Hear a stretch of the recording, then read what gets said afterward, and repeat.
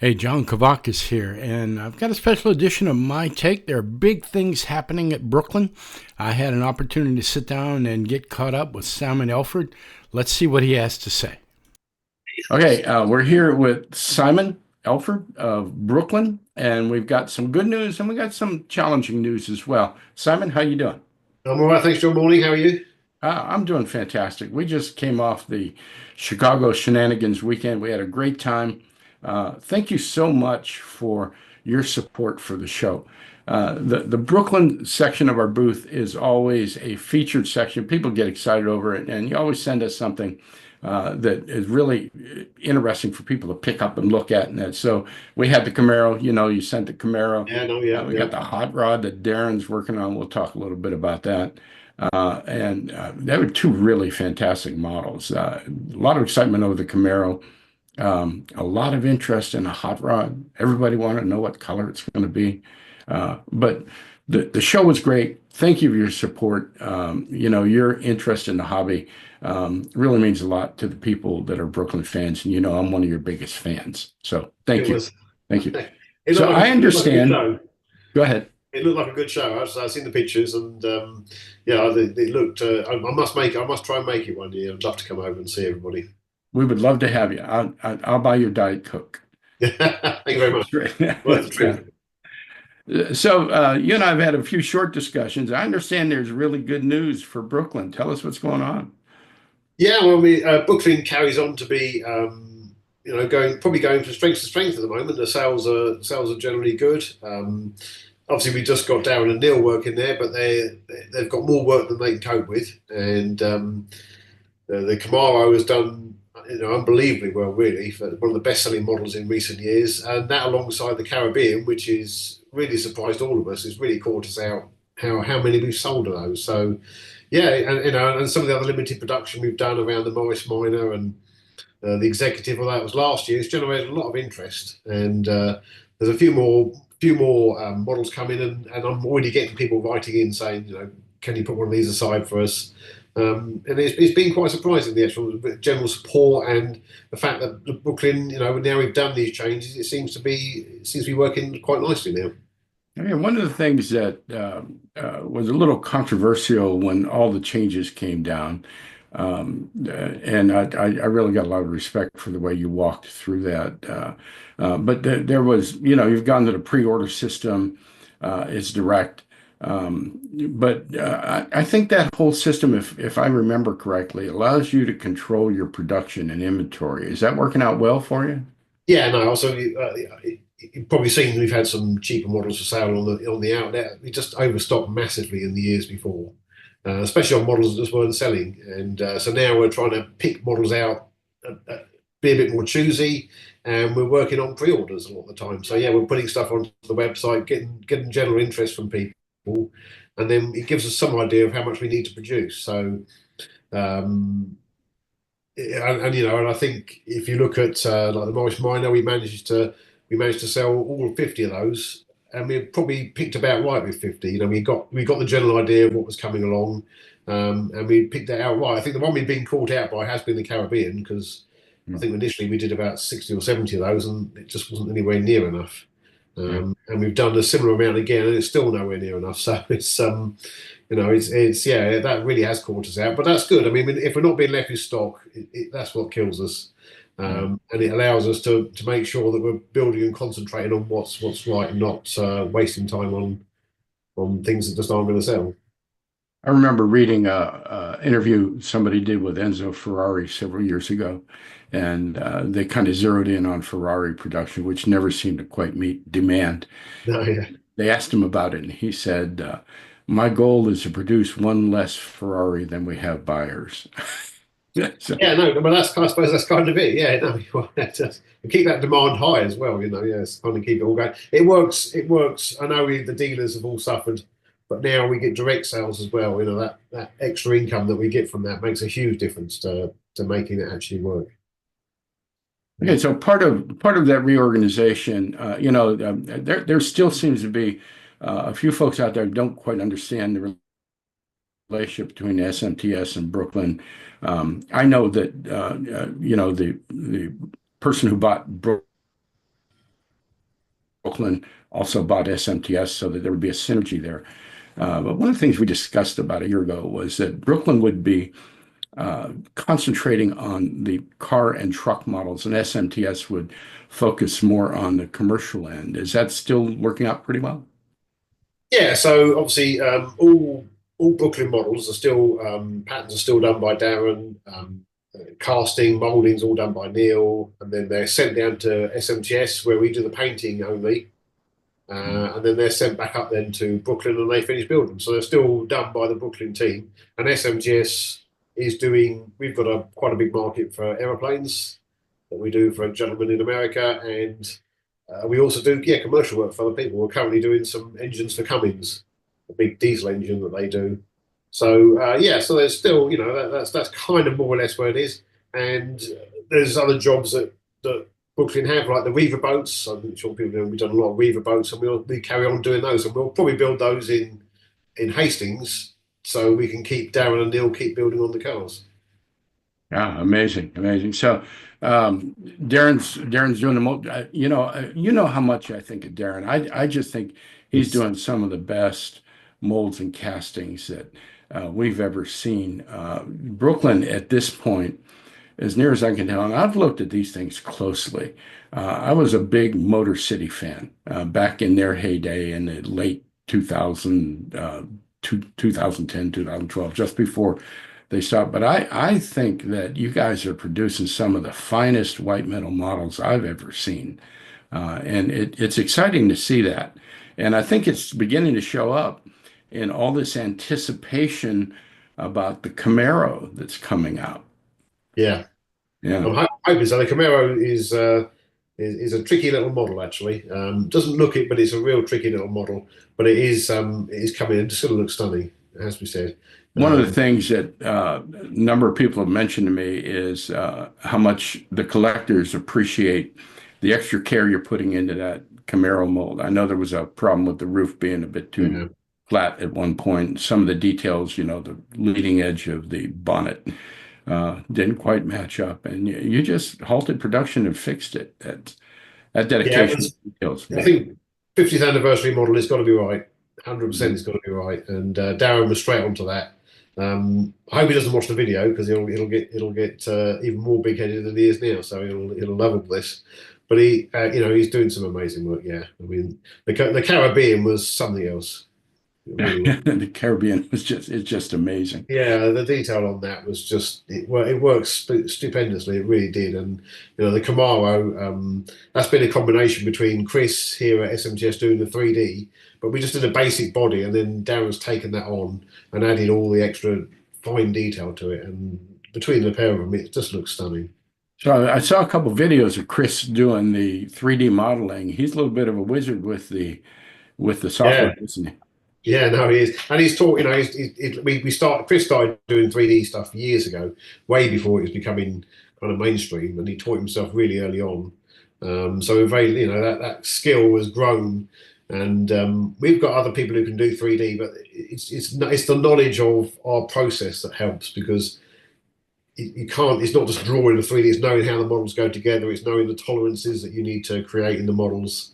And it's also having that skill to draw because you're still drawing that car from scratch, so it's still an interpretation. So you've got to be a very clever person, and yeah, he does amazing work with that. Okay, so all that's exciting. There's a lot of stuff. There's stuff on the tables. The tables are crammed full of stuff. Darren puts pictures out. He's got 1,000 wheels. Yeah, no, he's good at that. Yeah, he's good at that. Yeah, I love that. I know you have stuff in the pipeline. What can you tell us about what's coming? I know that some are confidential, but what can you share with us that's coming down the pipe? Okay, so from our end, we've got that is the hot rod, which was at the show, which is a 32 Ford with the engine exposed and all the engine detail. That's been cast actually. That's ready. That's sitting here now at SMTS. There's a few changes to do. That we've made a few changes around the grille. The front grille's not quite right, so Darren's redoing that, and the rear tyres are being redone, so they're more accurate. But that's ready to go here. And we've got a new Lansdowne coming, the Hillman Avenger Tiger. That's coming soon Ah, in Mark One and Two, and we've also got, I don't know if many American customers know about this, but the Austin Montego, which was a quite a fairly popular family car here in the 80s, that's coming through on Lansdowne. And I think for the MB Centre, Neil's just started to mould the new Cadillac V16. I Uh, saw that. yeah, 33 Cadillac. So and that's a lovely limousine, beautiful car. So that's coming through right now. So now and that's then we've got the club model for this year, and we've got some other surprises coming for other people, which will come later in the year. other people. So, Can't say too much. Yeah, I don't I want hear to you. spoil their I know we're surprises. doing the Elmo We've got road. the Elmo models. Yeah, we've got the models that he's doing, and there's a couple of versions of that. So that's going to look really nice. So Um, that V16 from the NB Center, that's a different car than the 355B, wasn't it? yeah, yeah. So Yeah, that was a V8. This is the V6. It's a bit bigger car all round actually. yeah. Limousine body on it. It's a 1933 car as well. So, and I think the V16 in that is the engine that we modelled for the V16 we did. The big scale V16 we produced a couple of years ago. Well, probably Oh, 3 years ago now, wasn't it? that's gonna make a nice pair. Yeah, no, Uh, definitely. Yeah. do It's you, going do to you be a lovely still looking have model. do you still have the V16 in stock? We've got a two or three, I think, over here. Uh-huh. So there are a couple left. Yeah, Yeah, I'm gonna put mine on the shelf next to each other. yeah, it'll be nice. It will be nice. Yeah, that engine is huge, though, isn't it? I mean, it is just Oh my gosh. it's a lumpy weight, that one. Have you seen the car in person? Yes, I have. Yeah, when Yeah. we So saw it a couple of years ago, so we've got to have a good look around it. Yeah, the and car is gigantic, it's quite something. It is amazing. Yeah. and it's a survivor. It has not been. Yeah, I was. I know. I know it's not been. I don't know what's been done to it because the bodywork, the paint finish looks quite incredible. Actually, it's. I would imagine it must have had a little something, but apparently it's not been restored, has it? Yeah. Well, all that's pretty exciting. I know there have been some challenges that you're going through. Over Yeah. here, we have high wages, high material costs. Prices have just gone up. I mean, over here, eggs are expensive. I understand there's some areas where they're not, but uh, has that had an impact on your Brooklyn SMTS operation? Yeah, definitely. I mean, the costs of just in the UK, the British government over here has put costs up on small business, particularly, especially around wages and government taxes, and that has, along with other costs like material costs, as you say, have just rocketed. Now, I think in 5 years, costs at SMTS have probably gone up 60% in just 5 years. And material costs in some cases have gone up nearly 100% in that period, and it's a real struggle. Yeah, it's a real struggle, and trying to keep ahead of that all the time. Especially, it affects more SMTS than it does Brooklyn because we tend to use larger quantities of raw materials and we've got more staff here. And Brooklyn, because we're getting full retail on each car we build, we've got that extra bit of profit built into each thing. But it's affected SMTS 100%. Yeah. So have you had to make adjustments to the operation? Yeah, so there's been a few changes here. So the SMTS is going to be some redundancies. Unfortunately, we can't carry on in our current state. Again, it's got a bit like a Brooklyn, really. The costs are starting to run away with the business, Hmm. and you can't carry on like that. So we're having to make a few adjustments. It doesn't affect Brooklyn at all. Brooklyn just carries on doing what they're doing, and I will still be here doing most of the spraying. Perhaps with somebody else here doing that as well, and SMTS will just carry on in a slightly different setup, but hopefully just carry on as it was, but with less staff. Yeah. So you're going to be doing some of the spraying. I do. Yeah, I mean, I do most of the spraying anyway now from Brooklyn. So most of the stuff that's come through recently has been done by me.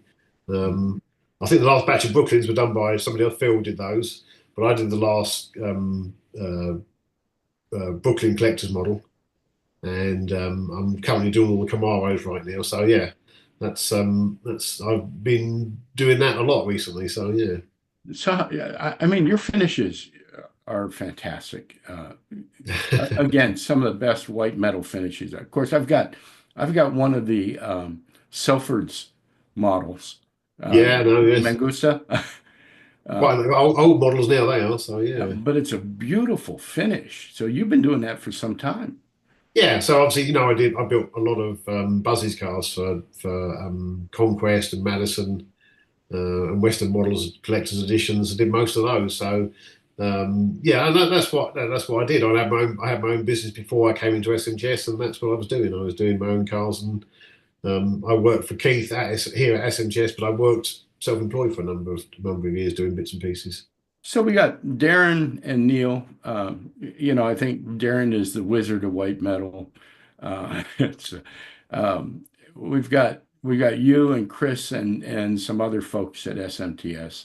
And I think the thing that I'm most excited about is after all the controversy, there were some naysayers when the adjustments were being made.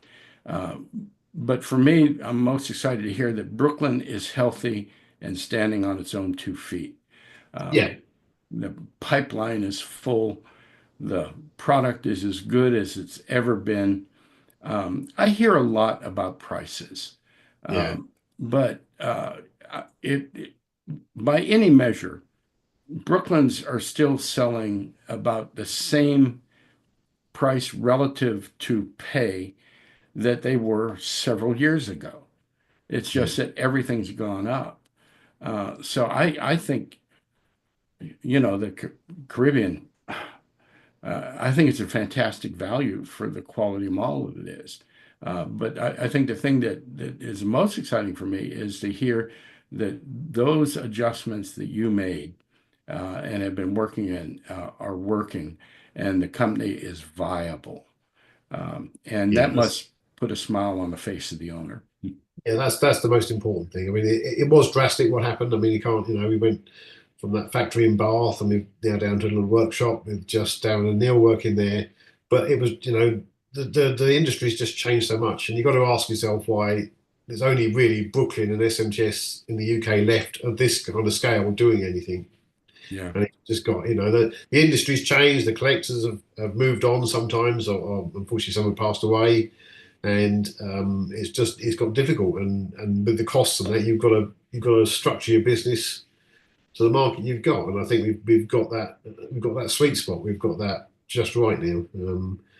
I And think I think one of the other things that you've done is you're kind of moving with the market. A lot of makers that have gone by the way were kind of stuck in the 30s, 40s, maybe the 50s or so. yeah, But as the that's market that's matured, where the collector was, of course, wasn't it? Things have had to move on. I think Brooklyn's been a bit slow in that, actually, but we've started to recently come on with some more modern stuff and more desirable stuff. And I think we need to move it on a little bit further, perhaps into the 70s.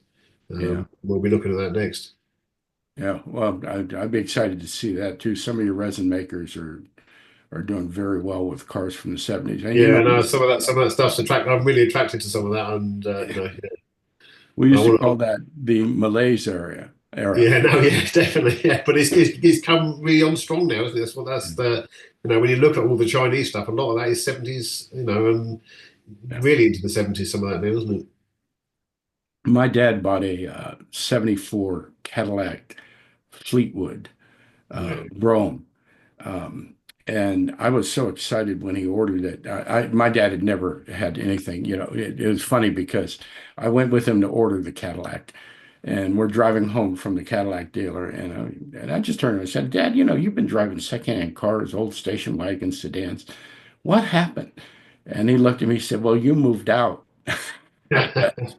So Dad's now at the Cadillac dealer, and I was so excited for the Cadillac. Of course, by then, the focus had become on interiors.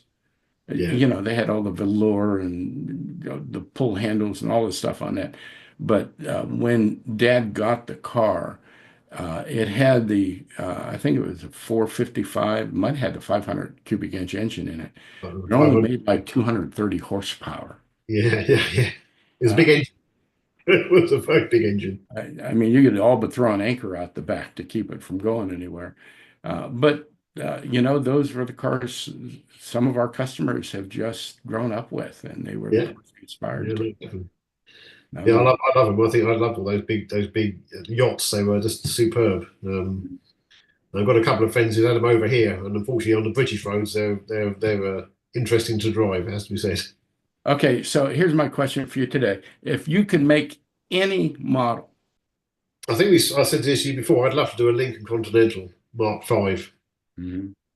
Uh, Oh, I do love okay, that I'll car. buy that. Yeah, no, I do like that. Yeah, oh, some of the '70s Cadillacs as well. They're really nice. Mhm. Um, I wouldn't mind to do a Buick Grand National either, but I think they've probably been done by several other manufacturers. Yeah, but they haven't been done by Brooklyn. That's true. No, Yeah, that's true. And I know that in Mr. Bulgary's garage in Rome, there's a GN over there. It's not a GNX, I think it's just a GN. Yeah, no. So we got an excuse to do one. I wouldn't mind to do that. okay, They I'll be are. first in line on that one. Yeah, no. Well, fair enough. We'll have to look at that then. Probably. I'll have to Well, speak to listen, Darren. look, I See know what he you have thinks. your hands full. Once again, on behalf of all the collectors over here, we appreciate the support that you give us. We're excited to hear things are going well. And I'm really looking forward to what you're going to do with what's coming in the pipeline. So it's going to be exciting. Thank you very much. Thanks for talking today, John. I'll speak to you soon. Thank you.